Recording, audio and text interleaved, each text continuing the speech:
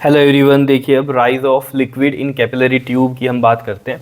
देखो इसमें डायग्राम बनाते हैं। सबसे पहले हम यहाँ पर देखो, ये मान लो कंटेनर हमने लिया, ठीक है, और इसमें हमने ये लिक्विड डाल दिया, ठीक है। और ये लिक्विड कैसा लिया है हमने, जो कि वेट करता है सरफेस को, तभी इसमें राइज करेगा। ये आपको पता ही है।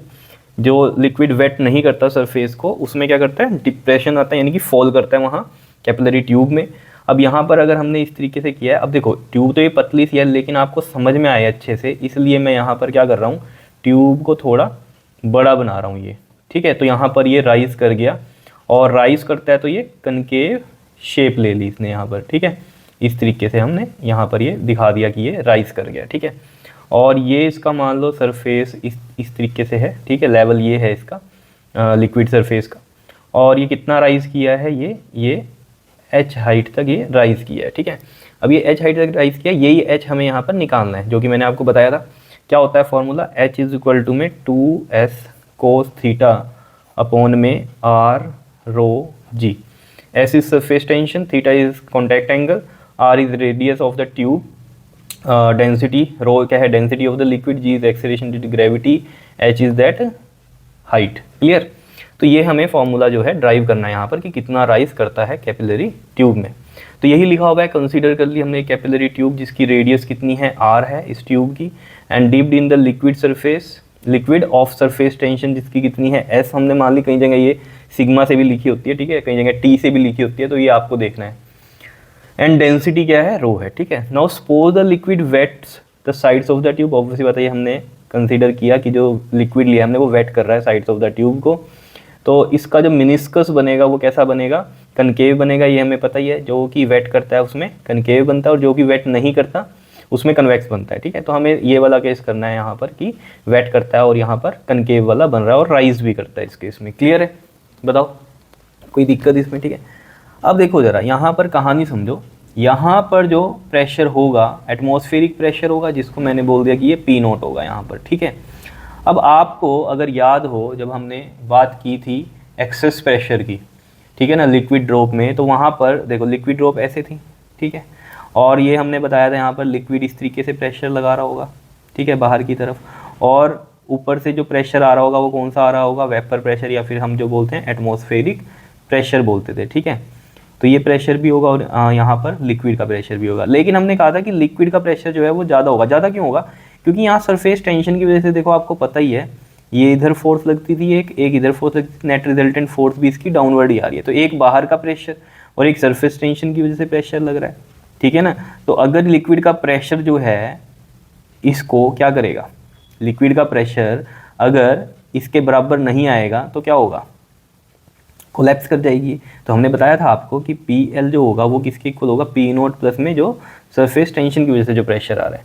तो इसमें हमें ये बात पता चल रही थी कि लिक्विड का प्रेशर जो है बाहर वाले प्रेशर से ज़्यादा ही है, ठीक है ना।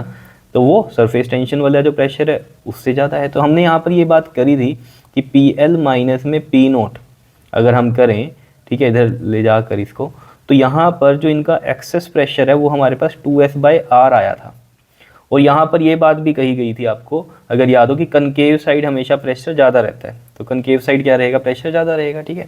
कितना ज़्यादा रहता है वो, 2S/R ज़्यादा रहता है। तो इसी कंसेप्ट को यहाँ ले आओ, ये कनकेव शेप है, ठीक है। कनकेव वाली साइड प्रेशर क्या रहेगा, ज़्यादा रहेगा। अगर हम यहाँ की बात करें तो यहाँ प्रेशर कितना होगा, कनकेव साइड प्रेशर ज़्यादा, ये याद रखना, कनकेव साइड बन रही है ना, ये कनकेव साइड प्रेशर ज़्यादा, तो यहाँ कम होगा। कितना कम होगा, 2S/R। तो इस पोजीशन पे अगर हम देखें तो जो प्रेशर बनेगा वो P नॉट माइनस में 2S/R बनेगा। क्या इतनी बात क्लियर है, ठीक है। तो मैं अगर इसको पॉइंट मान लो, इसको हम A मान लेते हैं, इसको A पॉइंट, ठीक है। तो pressure at A is P not minus में 2S/R। क्लियर इतनी बात, ठीक है। इसमें तो कोई दिक्कत नहीं है आपको, क्लियर। P नॉट माइनस में 2S/R, बिकॉज यहाँ प्रेशर ज़्यादा है, यहाँ कम होगा। कितना कम होगा, एक्सेस प्रेशर कितना होता है, 2S/R। तो यानी कि यहाँ 2S/R जो है प्रेशर वो क्या है, बताओ। यहाँ पर 2S/R क्या है, हमारा प्रेशर ज़्यादा है, यानी कि यहाँ पर कम है। तो ऑब्वियस बात है, यहाँ प्रेशर ज़्यादा, यहाँ कम, और कितना एक्सेस प्रेशर हमें पता है 2S/R होता है। तो दिस माइनस में दिस कितना होगा, 2s/r। तो हम नॉर्मली अगर कहें कि यहाँ पी ए कितना होगा, P0 माइनस 2s/r। नहीं तो इसको इस तरीके से भी समझ सकते हो आप, देखो P0 जो होगा हमारा, इधर प्रेशर क्या है हमारा ज़्यादा है, तो P0 और इज इक्वल टू में इधर कितना बनेगा ये हमारा PA प्लस में 2s/r। ठीक है, यही तो हुआ, क्योंकि ये वाला क्या है हमारा कम है और ये वाला ज़्यादा है। ठीक है, तो यानी कि इससे ये कितना ज़्यादा है, तो इसको इधर लेके आओ, P0 माइनस में PA, तो कितना आएगा ये 2s/r ज़्यादा है। ठीक है, तो ये इसी तरीके से हमने किया कि अगर यहाँ से हम PA की वैल्यू निकाल लें तो ये इधर जाके माइनस होगा, या नहीं, तो यही तो किया, PA की वैल्यू निकाली तो P0 माइनस में 2s/r आ गया। नहीं तो सिंपल सा याद रखो, यहाँ ज़्यादा है यहाँ कम है, कितना एक्सेस प्रेशर होता है 2s/r, तो ऑब्वियसली बात है यहाँ जो प्रेशर बनेगा वो कितना होगा, P0 में कितना कम 2s/r, तो माइनस 2s/r आ गया। इस तरीके से आप समझ सकते हो। ठीक है, अब मैं यहाँ पर ये लेवल बनाता हूँ, इस पॉइंट को हम मान लेते हैं यहाँ पर, ये पॉइंट मान लिया हमने B, ये पॉइंट मान लिया हमने C और ये पॉइंट मान लिया हमने D।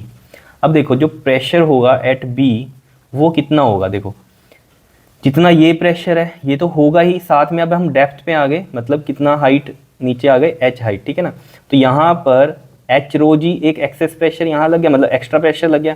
तो पहले कितना प्रेशर था, P0 माइनस में 2s/r प्लस अब कितना हो गया एक्स्ट्रा, H रो जी भी लग गया यहाँ पर इस पॉइंट पे। लेकिन अगर आप यहाँ पर ध्यान दो C और D पर कितना एटमॉस्फेरिक प्रेशर, मतलब कितना प्रेशर लग रहा है, एटमॉस्फेरिक प्रेशर, बिकॉज ये ओपन साइड है यहाँ पर।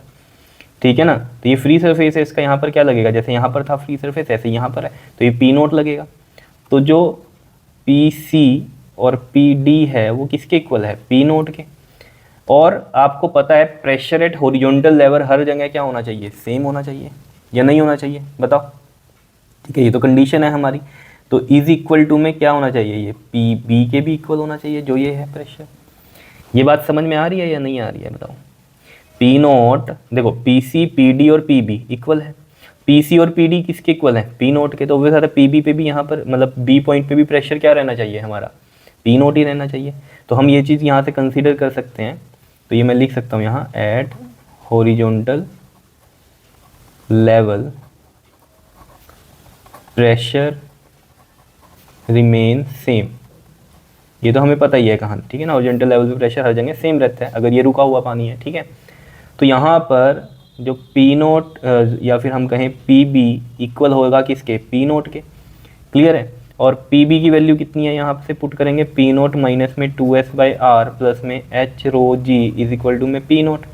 ये इससे कैंसिल, कितना बचा यहाँ से अगर आप देखोगे तो H rho g is equal to आ गया हमारा 2s/r, और यहाँ से हम H की वैल्यू निकाल सकते हैं 2s/r, और ये आ गया रो और ये G यहाँ पर आ गया। ठीक है, अब देखो इसमें ध्यान देने वाली बात क्या है, ये जो R है ये है रेडियस ऑफ मिनिस्कस। ये देखो जैसे यहाँ पर ये कनकेव शेप में था तो ये रेडियस ऑफ मिनिस्कस था R। तो यहाँ पर आपको ये ध्यान में देना है कि जो स्मॉल r है वो है radius of the tube, but this capital R is क्या है, रेडियस ऑफ द मिनिस्कस, यानी कि इस कनकेव की। ठीक है, अगर देखो यहाँ से हम समझें इस बात को कि जो रेडियस ऑफ द ट्यूब होगी वो इस तरीके से होगी। ठीक है, दिस इज R। ठीक है, और ये वाला जो मिनिस्कस की शेप है ये कनकेव, ये इस तरीके से आई होगी। ठीक है ना, ये पूरा इस तरीके से बना होगा, तो इसके लिए जो रेडियस होगी वो यहाँ से होगी। ठीक है, इस तरीके से ये R होगा या नहीं होगा, बताओ।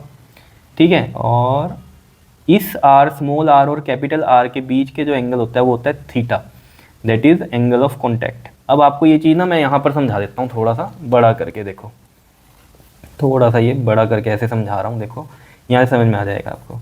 देखो ये है हमारी R, that is radius of the tube. ठीक है, और ये जो शेप बनी थी ये बनी थी हमारी किसकी, मिनिस्कस की। ठीक है ना, कनकेव। तो इसका जो स्फीयर या हम कहेंगे इस तरीके से सर्कल बनेगा वो ये बनेगा। ठीक है, तो इसके लिए जो रेडियस होगी हमारी वो ये होगी, ये होगी R। ठीक है, और ये जो एंगल मैं कह रहा हूँ ये होता है theta, that is angle of contact. अब आप कहोगे ये तो नहीं होता एंगल ऑफ कॉन्टैक्ट। देखो एंगल ऑफ कॉन्टैक्ट कैसे हम निकाल रहे हैं, देखो ये तो हो गया हमारा टेंजेंट सॉलिड सरफेस पर। ठीक है, और ये जो हो गया टेंजेंट हमारा लिक्विड सरफेस पे, तो ये बनता है हमारा एंगल ऑफ कॉन्टैक्ट। यही मैंने आपको बताया हुआ है। ठीक है ना, यही बताया हुआ है ना मैंने आपको। ठीक है, तो थीटा तो ये है, आपको ये थीटा कैसे, अब देखो पता चलेगा आपको थीटा कैसे। देखो इसको ऐसे बढ़ा दो, इसको ऐसे बढ़ा दो इधर, ठीक है। तो ये और ये वाला जो एंगल है this is also theta, vertically opposite angle, ये थीटा हो गया, ठीक है। अब देखो जरा, ये सर्कल एक तरह से आप मान लो ये इसका ये टेंजेंट डल रहा है यहाँ पर, ठीक है ना, क्योंकि इसी पे डला है तो ये पूरा ये टेंजेंट डला हुआ है। और ये रेडियस इसके क्या होती है, परपेंडिकुलर टेंजेंट पे। जैसे ये एक सर्कल है मान लो, तो ये रेडियस है, तो ये हमेशा इसके टेंजेंट के क्या रहती है, परपेंडिकुलर रहती है। ये हमें पता है, क्लास 10th में थ्योरम थी एक, ठीक है। तो यहाँ से आपको ये पता चल रहा है कि ये और ये लाइन, इनके बीच का जो ये एंगल है दिस इज 90। अगर ये 90 है तो ये एंगल बताओ कितना होगा, ये 90 और ये थीटा, तो 90 में से थीटा माइनस करो तो कितना एंगल बन गया, ये 90 माइनस थीटा, ये वाला एंगल। आ रही है बात समझ में? अब दोबारा देखो, ये लाइन और ये लाइन कितना बना रहा है एंगल, 90 डिग्री का। ध्यान से देख लो, ये लाइन और ये लाइन 90 डिग्री का एंगल है, ठीक है। ये पूरा का पूरा कितना है, 90। और ये एंगल कितना होगा, देखो ये पूरा है 90, ठीक। इसमें से माइनस करो ये वाला एंगल, माइनस में 90 माइनस थीटा है तो साइन चेंज हो जाएगा, प्लस थीटा, 90 से 90 थीटा बचा ना, तो ये थीटा एंगल आ गया। क्या किया मैंने, ये 90 था एंगल, इसमें से ये माइनस किया तो ये थीटा आया इस तरीके से। क्योंकि देखो ना 90 माइनस में 90 माइनस थीटा ऐसे होगा, तो ब्रैकेट खुलेंगी तो ये प्लस बन जाएगा, तो ये थीटा बचा, तो ये एंगल कितना हुआ, थीटा। आ रही है बात समझ में कि ये थीटा कैसे हुआ। Relation radius of the tube और रेडियस ऑफ द मिनिस्कस में कितना एंगल होता है, थीटा एंगल ऑफ कॉन्टैक्ट के बराबर होता है। दोबारा समझ लो, ये था वैसे तो हमारा एंगल ऑफ कॉन्टैक्ट, ये लाइनें हमने बढ़ाई तो ये एंगल ऑफ कॉन्टैक्ट ये बन गया थीटा, यहाँ पर थीटा आ रहा है वर्टिकली अपोजिट एंगल। और ये लाइन क्या है हमारी, परपेंडिकुलर है, हमें पता टेंजेंट्स, और ये रेडियस क्या रहेगी, परपेंडिकुलर, तो ये 90 डिग्री। अगर ये 90 है तो ये एंगल कितना आएगा, 90 minus this theta, 90 minus theta. फिर इस लाइन को ले लो, ये क्या हो गई हमारी 90 डिग्री की है, ठीक है। तो ये एंगल हमें कैसे पता चलेगा, 90 ये पूरा है, 90 में से माइनस करो 90 माइनस थीटा, तो थीटा बचेगा, तो ये थीटा आ गया। तो ये चीज़ समझ में आ गई आपके, ये स्मॉल आर और ये कैपिटल आर, ठीक है ना, इनके बीच का एंगल है थीटा। तो मैं यहाँ पर बनाऊँ इसको, देखो इस तरीके से, ये रहा आर और ये रहा कैपिटल आर, ठीक है, और ये रहा थीटा एंगल, और ये है 90 डिग्री, ठीक है ना। अब यहाँ से इसको करने का फ़ायदा क्या हुआ, देखो यहाँ से मैं इस आर की वैल्यू निकाल सकता हूँ। कैसे निकाल सकता हूँ, देखो मेरे पास क्या है यहाँ पर, ये बेस हो गया, बेस है, और ये है परपेंडिकुलर, तो ये क्या है हमारा हाइपोटनिस है।